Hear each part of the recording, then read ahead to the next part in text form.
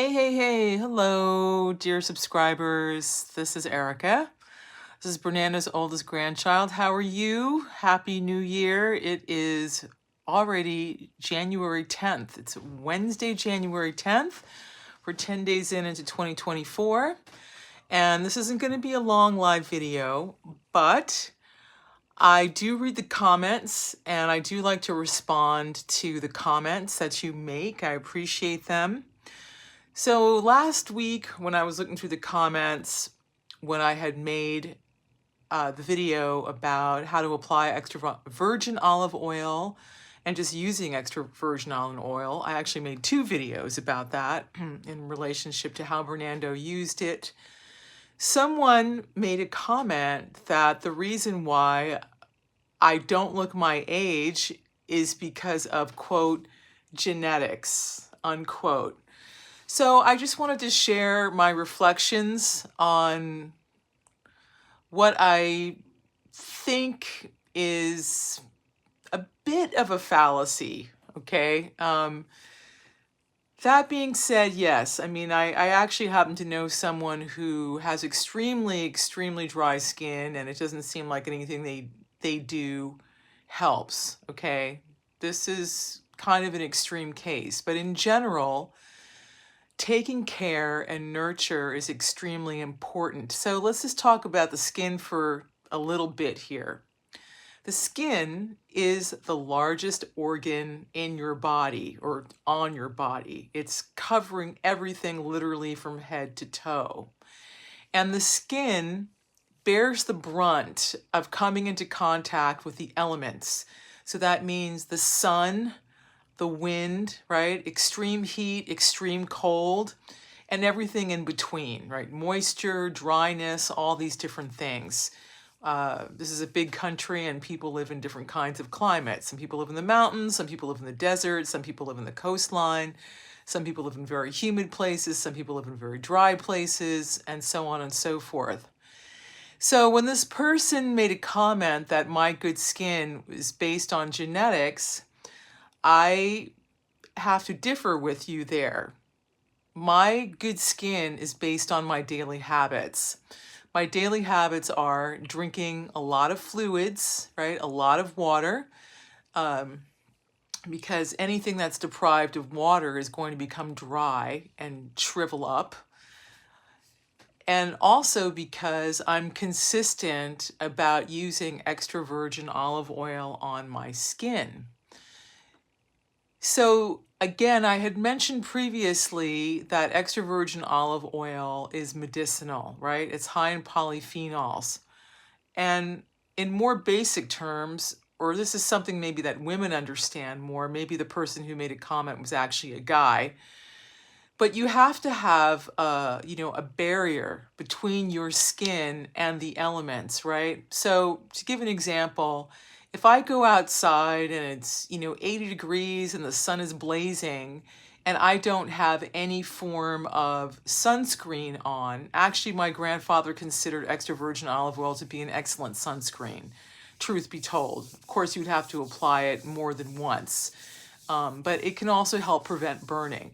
Be that as it may, let's just say hypothetically, I go outside, it's 80 degrees, the sun is blazing, it's the middle of the day, and I stay out there. Maybe I'm by the beach, right? So now I've got the salt, I've got the wind, I've got the sun, I've got the heat, all beating down on my skin. And if I don't put anything on my skin to protect it, I'm going to burn.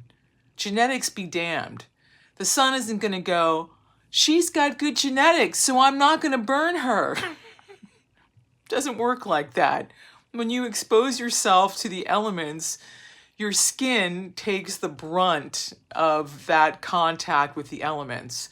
Another interesting fact about the skin, which is probably more easily observable in teenagers, is that the skin is actually the last organ in the body to be prioritized in terms of nutrition and the distribution of nutrition, because the body wants to make sure that the heart is working properly, that your vital organs, right? Your heart, your liver, your kidneys, that those things are working. So they are top priority, right? The skin is the last priority, okay? So let's just say, so now you've got a combination of being exposed to the elements and then having inadequate nutrition. So I brought up the example of teenagers because you'll notice that teenagers, as they're growing, they will often have acne, really, really bad acne. Breakouts and oiliness and blackheads and whiteheads, and it's really a tough time for them. And so in my research, I discovered that the reason why that is so is because the priority is on their growth, right? They go through these big growth spurts. And magnesium and calcium are the two, nutrients, trace minerals that the body needs to build bones. Actually, vitamin C is important too, but for the sake of this conversation, I'm just going to say that magnesium and calcium are two very important, nutritional elements that are required for that growth. But what else does magnesium and calcium, what else is it important for? It's important for the skin. It's important for the skin. So a lot of times you'll see kids with these breakouts and everything because whatever magnesium and calcium that their body is available to is going to the bones and there's nothing left over for the skin. So these two things are important for regulating metabolism, right? For strong hair and nails, for the nervous system, for the hair, for metabolism, for recovery, for digestion, for so many different things.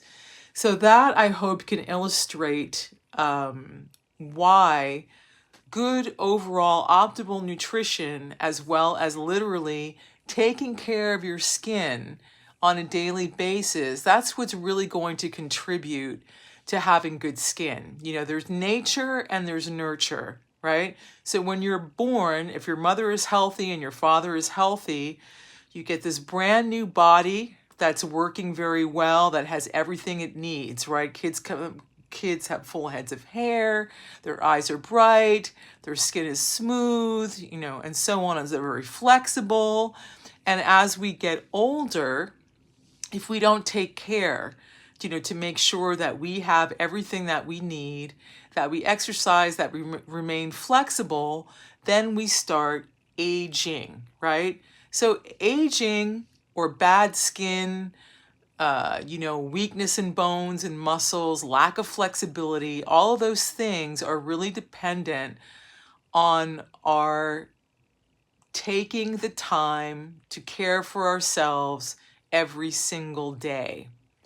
That's all I really wanted to say about that. I want people to understand that you must take responsibility. You must take responsibility for your health. Health doesn't just happen, especially in this day and age, in this polluted environment that we live in. It doesn't just happen. It can't just be taken for granted. My grandfather was very, very disciplined. He did the same things every single day for over 100 years. Every day he did that. And that accumulation of doing all those things on a consistent basis is what kept him youthful. That's what kept his mind sharp, his skin soft, his hair. He had 2/3 of his hair when he died at 114, right? He didn't get weaves or any of that type of stuff. All of those different things. He was able to walk. He wasn't in a wheelchair. He did use a cane for balance, which is wise. Sidewalks are uneven. Things can happen. He wasn't in a wheelchair. He didn't have to be bathed, or he didn't have to be dressed or any of those things. So of course, depending on where we're at and what we're going through, we're going to be, at different places. So this is not like a judgment, against anyone. We all are unique and we all can face unique challenges in our lives. But I just want to say that my 60-year-old skin doesn't look this good because I just, quote, relied on the genetics of somebody else. I was given a good foundation, but it's up to me to maintain it. It's up to me to appreciate it. It's up to me to nurture it. It's up to me to care for it. It's my responsibility because it's my body. My grandfather had his own body. You have your own body. Your mother has her own body. Everyone's got their own body, their own mind, their own senses, their own intelligence. And we have to be responsible for that for ourselves. So to recap, it's very important to take care of your skin every day. Again, the skin, the largest organ in the body, takes the brunt of contact with the elements, whether it's the sun or the wind or the aridness of a desert or the humidity of a coastal area. So if you maintain and take care of your skin, on a daily basis, then you are going to enjoy looking youthful, experiencing, less wrinkles, what to speak of the fact that it protects your body from disease. If you've seen anyone who has had too much exposure to the sun and they've never put on any moisturizer, right? Their skin is like leather. It's wrinkled, it's dry. And then there's other things that can manifest, from that, right? Punctured skin and all this type of thing. So that's all I really wanted to say. I'm going to end this now, and I'm wishing you a very happy, healthy new year. And I'll see you in the next video. Good night.